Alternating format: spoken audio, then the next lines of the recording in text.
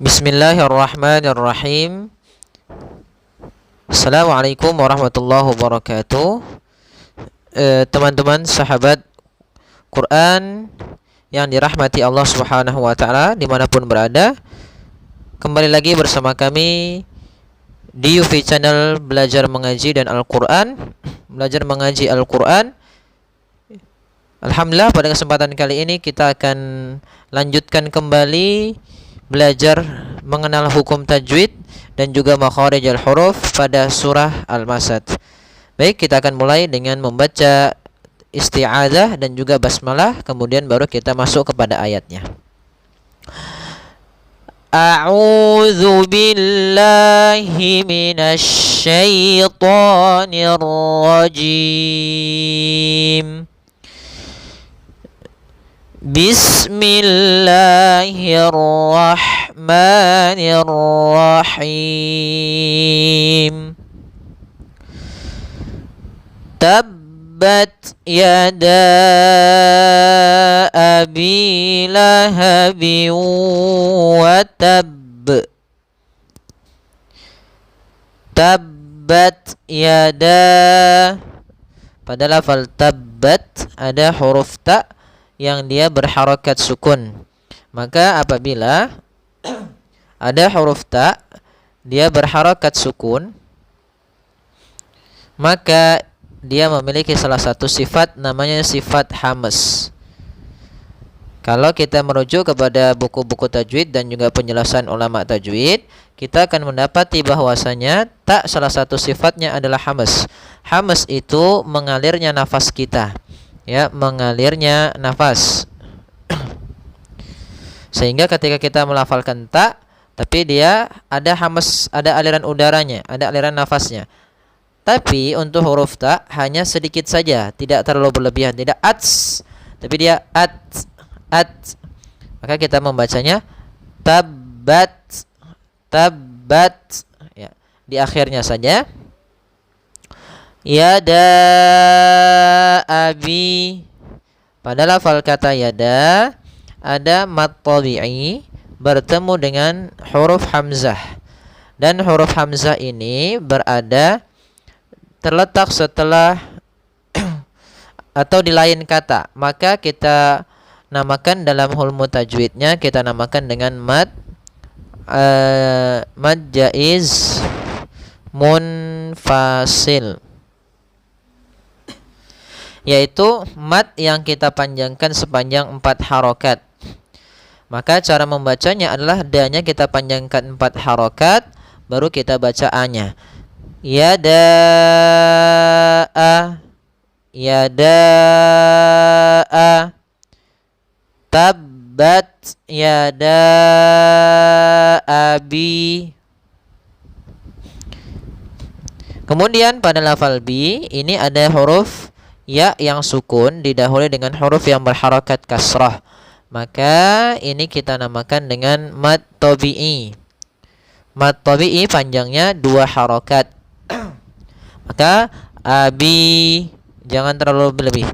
Jadi dia adalah misalnya 2 harakat itu adalah ibarat misalnya ada 2 huruf, maka bi, maka kita sakutan bi. Nah, cukup seperti itu. Maka abi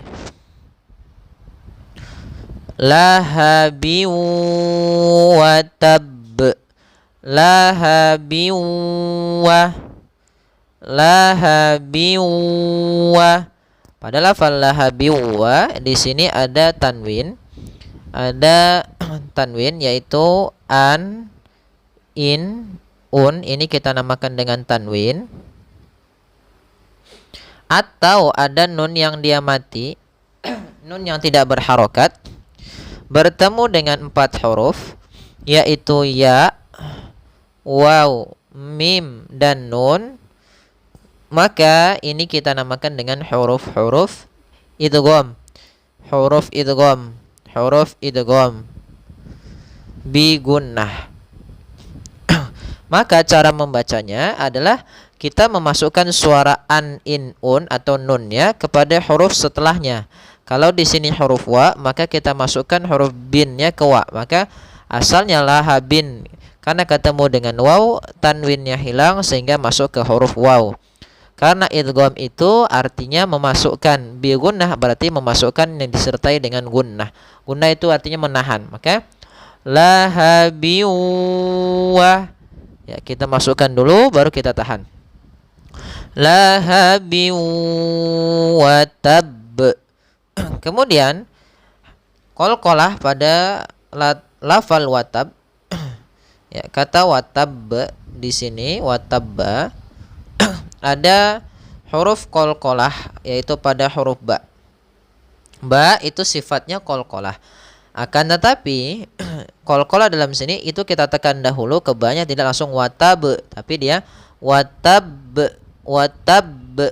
Kita tekan dulu ba-nya baru kita matulkan watab. Ya, watab. Ya, watab. Ya, tidak ada tambahan hamzah, tidak be gitu ya, tapi watab. Ya, kita ulangi. Tabbat yada abi lahabin watab. Kan di sini kita qalqalahkan, tapi langkahnya adalah kita sempurnakan dulu pada lafal ba-nya. Kemudian ma aghna anhu maluhu wa ma kasab.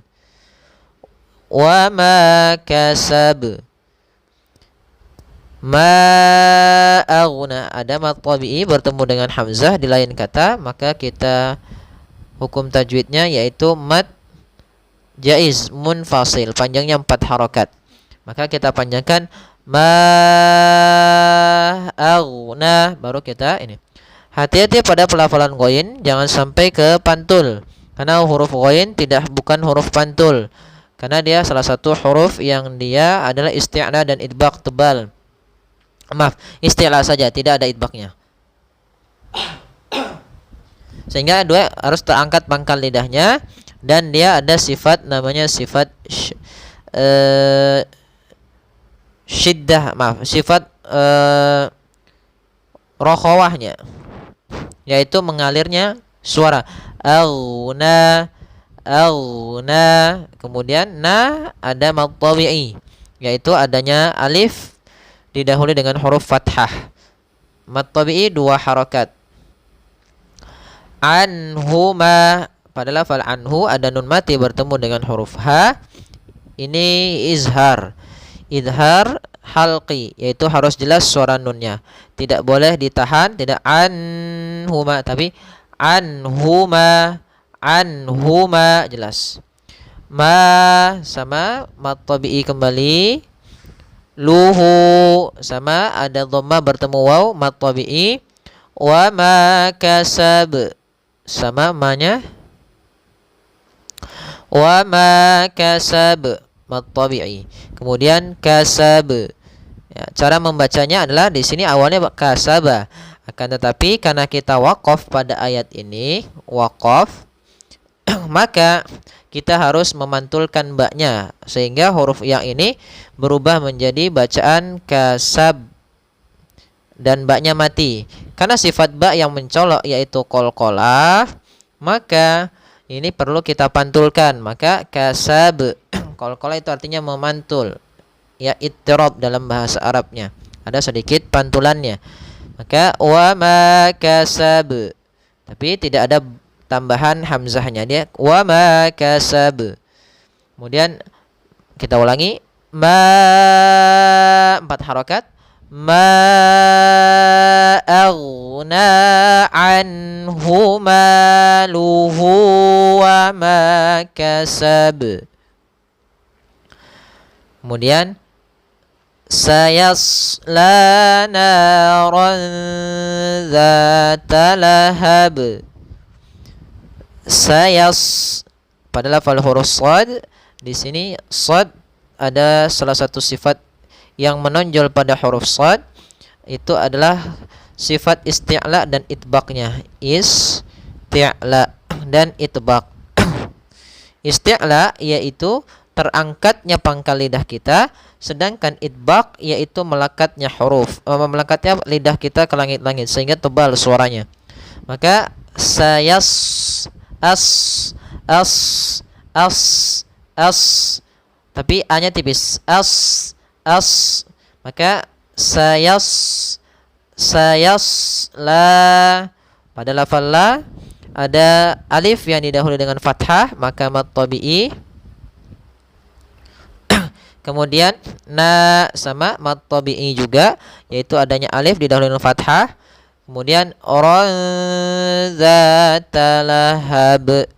Pada lafal ronza yaitu ada nun mati atau ya ada tanwin an in un atau nun mati bertemu dengan 15 huruf, yaitu ta, tha, jim, dal, ta, tha, jim, dal, zal, ro, zai, sin, sampai seterusnya sampai fa, qaf, kaf, yaitu maka ini namanya huruf-huruf ikhfa.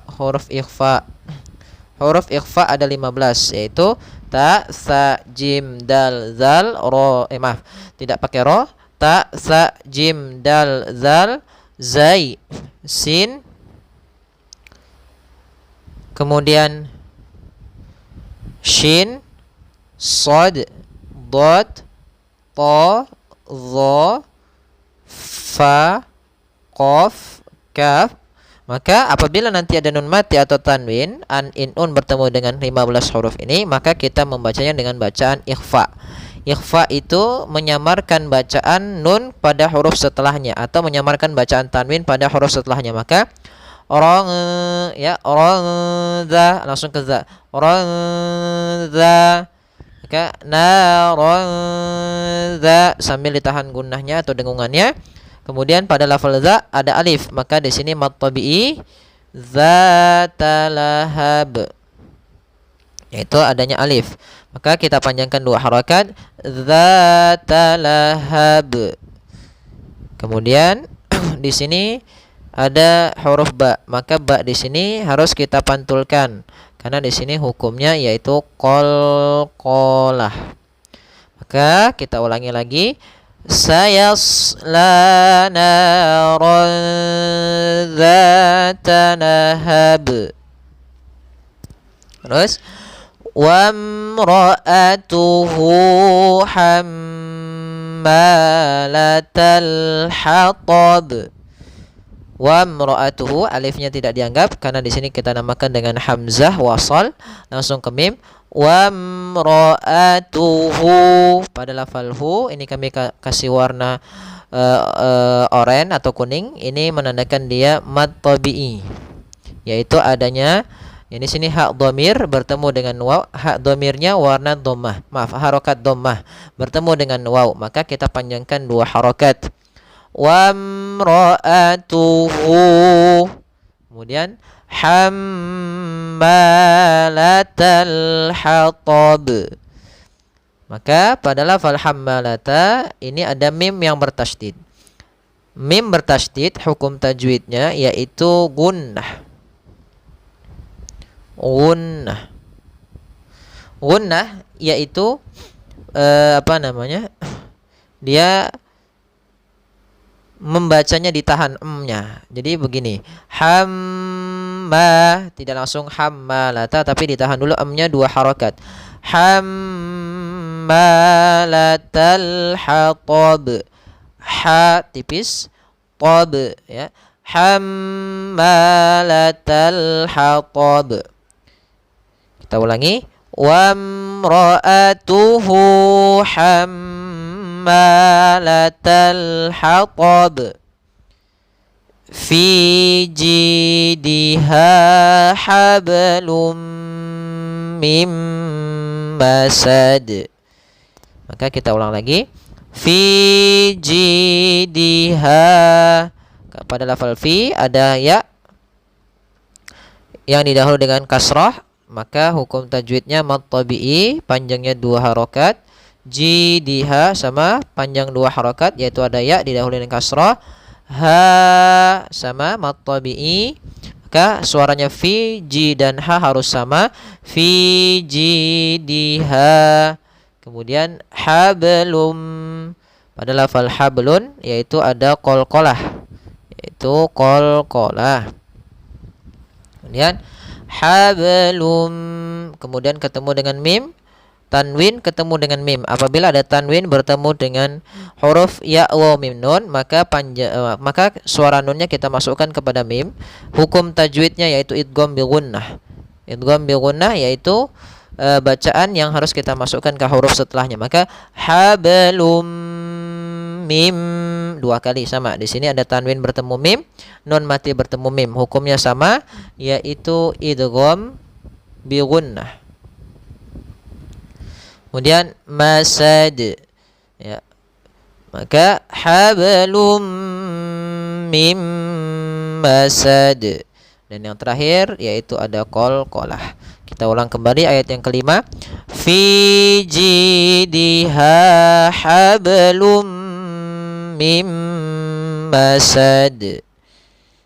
Alhamdulillah, kita telah menyelesaikan belajar mengaji tajwid dan juga makharijul huruf pada surah Al-Lahab atau surat Al-Masad. Semoga yang sedikit ini dapat membantu teman-teman untuk mengenal hukum-hukum tajwid dan juga